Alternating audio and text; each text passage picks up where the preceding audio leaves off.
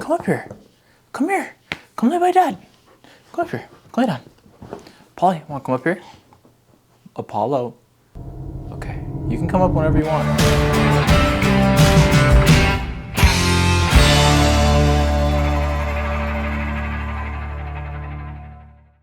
Hey guys, it's Dylan with Late Season Hunter, and today we are here on a lazy day doing some basic bow maintenance. Now this is the one thing that I feel like I have been needing to do for the past little bit, and I feel like it's one thing that a lot of people tend to look over, but we're just here at the house. It's something that everyone can do, and today we're talking about waxing your bowstring. Now I just have my bow right here, and one of the key things when I think about when waxing the bowstring is string longevity. And the question that I always think to is, when should I wax my bowstring? One, there's no such thing as too much wax on a bowstring. And two, you really need to start waxing your bowstring when it doesn't have like your string just feels dry. One way it's that I have a key indicator of whenever I know that my string is needing to be re-waxed is I'll just take my bow and all I have to do is just go up and I just start pinching, and if there's any little if it feels like the string is grabbing, that's a good thing. That means that the string is pretty waxed. You want to have kind of like a little bit of a tacky feel, and it kind of makes a really good like thwang sound when it's all waxed up. It's very nice, very, very nice. But my string is not doing that.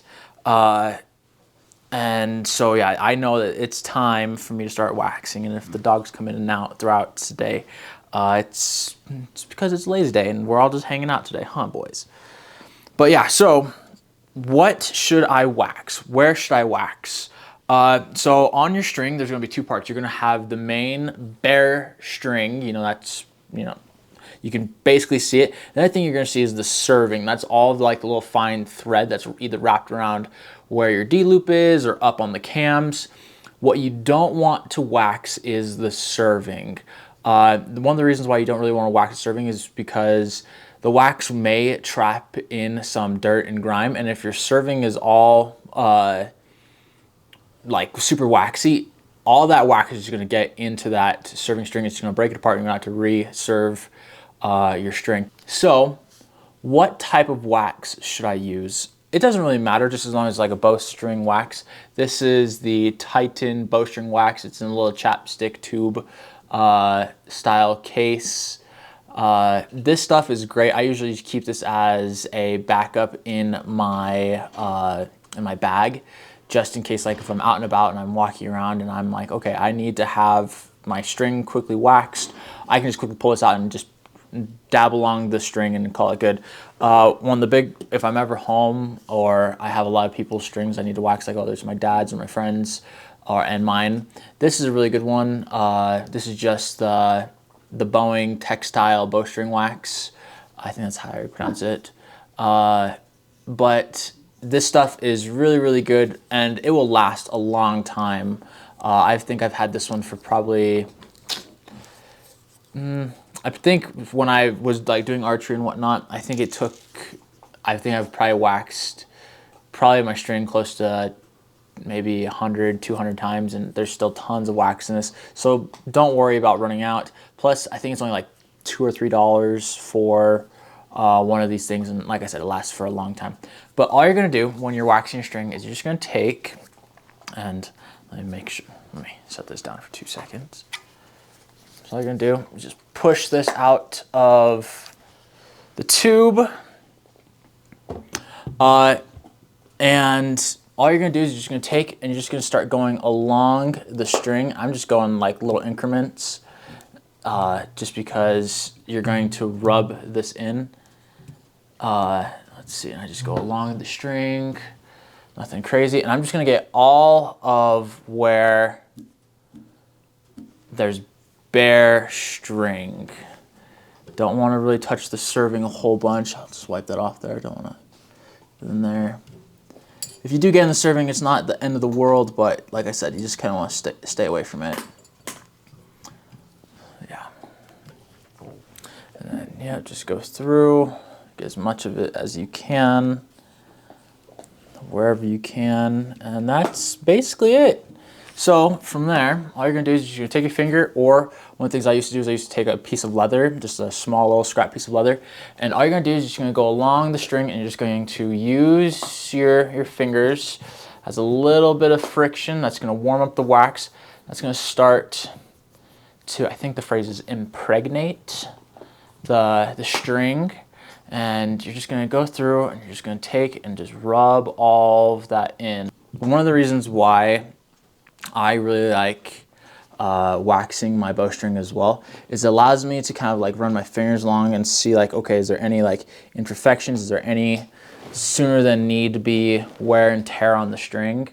And I mean, your fingers just tell so much about what is the life of the string, how's it going, you know. And so yeah, after it's all said and done, you have a waxed bowstring, and that's basically it.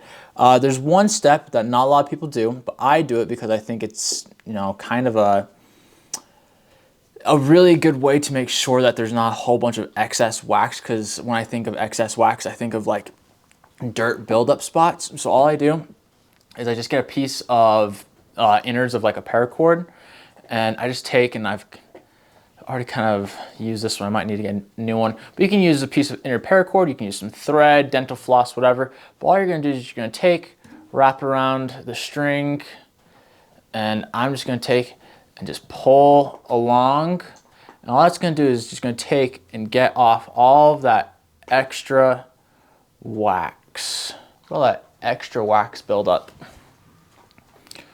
But yeah, so just do that. That's gonna take all of it off. And this step could just be completely unnecessary. However, I just think as a peace of mind thing, just to make sure I'm not leaving all this gunked up. Hey! No. Oh! Paulie! You're a pain in the butt. All right. Sorry, I had to take a quick break because my dog Apollo chewed off one of the buckles off of my binocular harness. He's a puppy. He's in his little chewing phase, but dogs, what do you do? Thank you for being an angel ranger. Yeah, so just take, run your string down your bow, get it all de-waxed. Okay, and that is a waxed bowstring. Nothing crazy. One of the things when I'm waxing my bowstring is when it's super dry out, I notice that my string just dries out way faster.